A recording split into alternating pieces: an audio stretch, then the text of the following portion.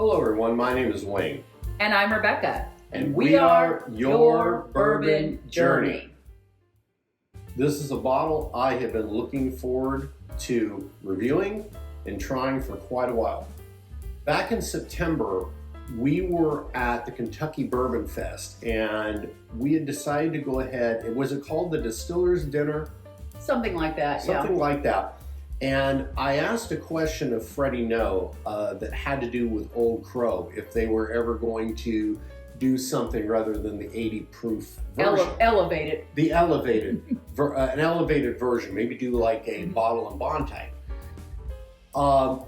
He talked a little bit about that, but the one thing he admitted was that they were going to be releasing an Old Granddad, a higher version than the 114 that was aged and much different. It was about a week later, I think, that they finally officially announced it, that this was going to be coming out.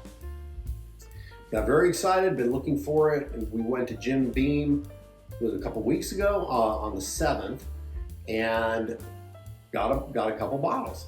Yeah, we sure did. Yep. So want me to tell you a little bit about it? Absolutely. Okay.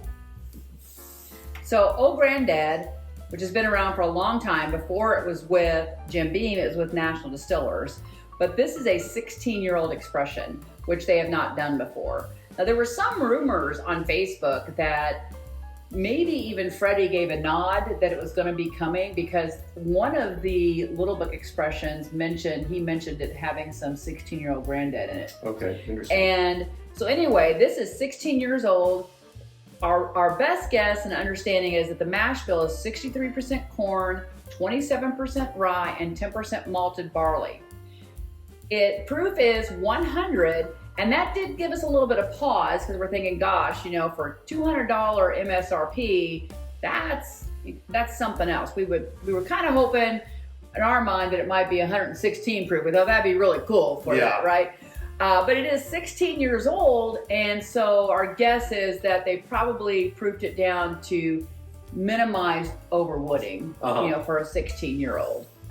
So that's kind of the backstory on that. And as Wayne's already said, as far as what we want to do, we were looking forward to it. He loves Old Granddad, especially 114. 114. And for us, we do watch other channels, and several were like, no, it's a pass. It's just okay. It was a letdown. But then we had a few people that we really respect, such as Michael Veach. Yeah. And he talked about how much he loved it. And actually, he made it his Bourbon of the Month. He and Matt selected it as their Bourbon of the Month for December, I believe it was. Or was it November? It was November, I believe. November, that's right. It was for November. And then also our friend Mark Rucker, who runs a Bourbon Life, he just raved about how great this bottle was. Who is also a master of bourbon. Yes, he is a master of bourbon. So not only does he run a podcast and he's an attorney, but he is also a master of bourbon. So with those two people and the fact that Wayne loves this so much, we said, let's go ahead and pull the trigger. And when we were at Jim Beam and they were on the shelf, we thought, well, we better get a bottle. We better get a backup bottle just in case we like it. So, and there you go. We're going to dive into it. We've had a sip before. Like, this is really our first formal tasting of it. And so let's dive into it and see if our first sip was true and if we think it's worth the price point. Oh, I mean, look at this color. It's a darker color, dark amber.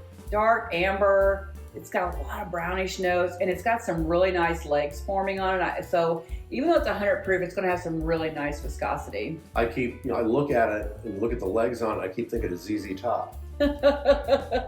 She's got legs. Anyway. So let's go ahead and check out the nose, because I think it's going to be pretty good. Here we go. It's a 16-year-old. I mean, I wouldn't be able to tell you it's a 16-year-old, but it's been in the barrel for a long time. Vanilla and caramel. Oh, yeah. Cinnamon, nutmeg. You can tell, like she said, it's definitely been in the barrel. There is some familiarity to 114. Yeah, and I'm getting some cherry notes, which I don't normally get with Jim Beam. That's a good call. I haven't gotten any peanuts yet. It's got a very inviting nose. It does. And it's inviting me to take a taste right now. It does. So, cheers. Cheers.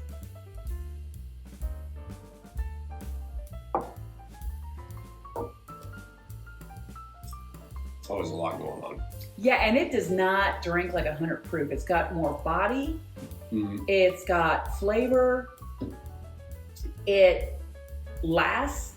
I mean, I'm not trying to get into the finish and all that right now, but it does not drink like 100 proof. And I think when we had our first sip of it a couple weeks ago, we were thinking the same thing. That it does not drink like 100 proof, which is our concern to start with, that it was probably too low proof. And we shouldn't question the masters. Well, they, you know, Freddie did a really good job with this because it was pulled at the right point. There is barrel in there. It is evident that there's barrel in there.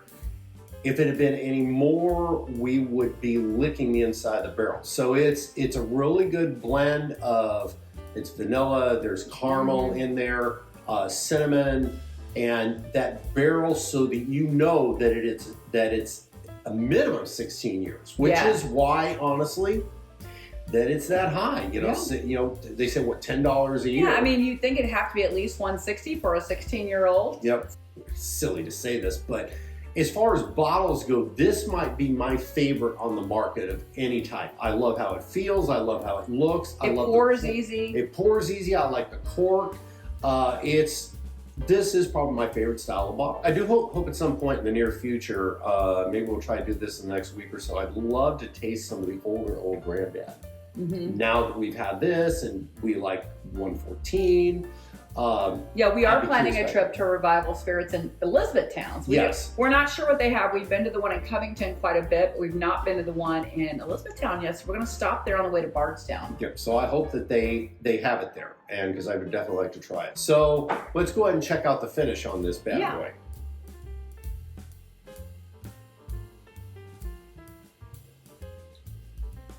It's interesting because it doesn't hit you quickly. It is a slow building finish. So that makes it linger and last long.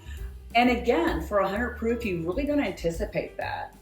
But this starts slowly, but you can feel it building. And that in itself is just really fantastic. I'm still getting the finish. A little bit of cinnamon, a little bit of barrel, a little bit of maybe a pepper, maybe a white pepper.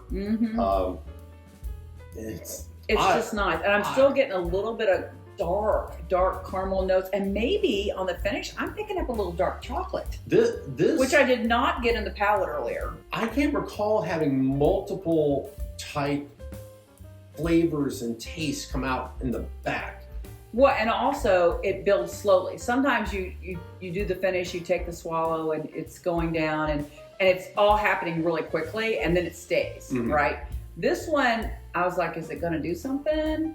And then it slowly build and build and build and build until it was really good. You know, I mean, it just made you kind of like say, what are you doing? Let's go ahead and we're going to go to the cranberry. I am really curious what all of this is going to do. Yeah, normally we're hesitant to do the whole, you know, pairing thing with higher end bourbons because it's a higher end bourbon. You really want to, but you know, you kind of want to know if you're having a dinner party where it might fit. Exactly. So let's do the cranberry.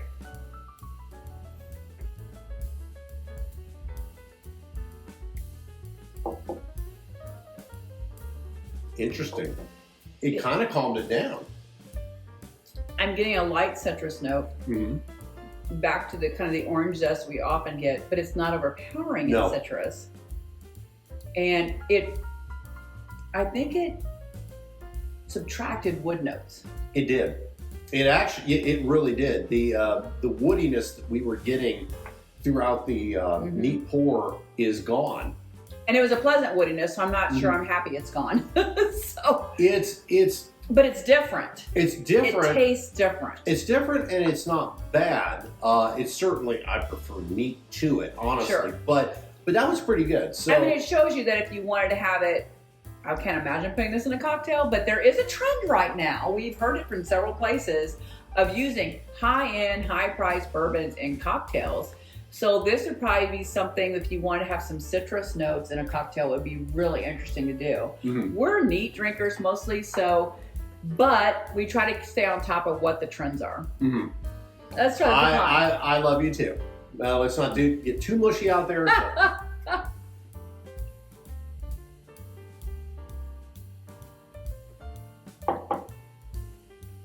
Oh, the wood note's back. Yeah, what the cranberry did to reduce the wood notes, this amplified the wood notes. It is like a mouthful of wood, but not in an unpleasant way. No, I'm just saying. Well, what to me, what the pecan did is it brought out old grandpa, and he's out there with his stick.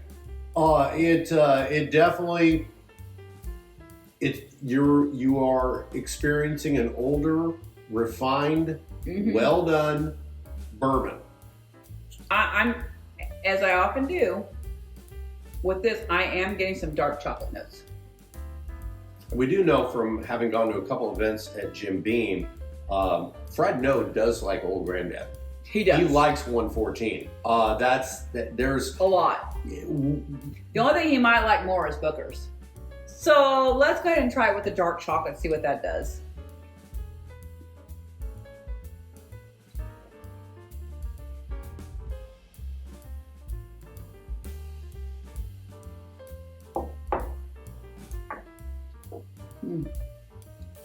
It's a little flat for me. It brought out a little bit of cinnamon. It brought out wood. Just those two things. Nothing else. This might be my least favorite of the three. Interesting. I don't think it's bad. It's, like I said, to me, it's two notes. Yeah, it just was kind of flat. I don't even know how to describe it. It was just kind of like, I could taste the chocolate, but this was very secondary. And whatever I pair something with, I don't want it to make my bourbon secondary. I want it to complement the bourbon, right? And this was just kind of like made the bourbon go to the back seat. And I didn't like that. Yeah. So, I mean, it didn't taste bad, but I don't want the bourbon in the back seat. Of the three pairings, which did you like the best? Pecan. I like the cranberry again. Really? I can't believe I like the cranberry. The pecan was very good, so it would be second place, and I would not do it with dark chocolate. Period. Oh, I would do it with any of them, but of the four, we want like neat. Neat is really, really good. I think it's a really good bourbon. I agree. But I do think that people are probably afraid of the fact that it's a little bit high in price. I understand that. This is worth the money. I believe it's worth the investment. And it's one of those ones you pull out every once in a while because it's special. Yeah, it's not an everyday drinker. I think this is also one that if you have friends that really like Old Granddad 114, yes. I think it's one of those ones you share with them. Yes. To understand the difference. And I think also somebody, even if they like the Old Granddad 114, I think they're going to respect this. And they're going to understand, while it is expensive, they're going to understand it's really, really, really good. Just want to lift the glass. Fred and Freddie, you both did a really good job at respecting an old brand. Thank you for doing it. And cheers to all of you out there. And drink responsibly. Please follow us. Cheers. Cheers.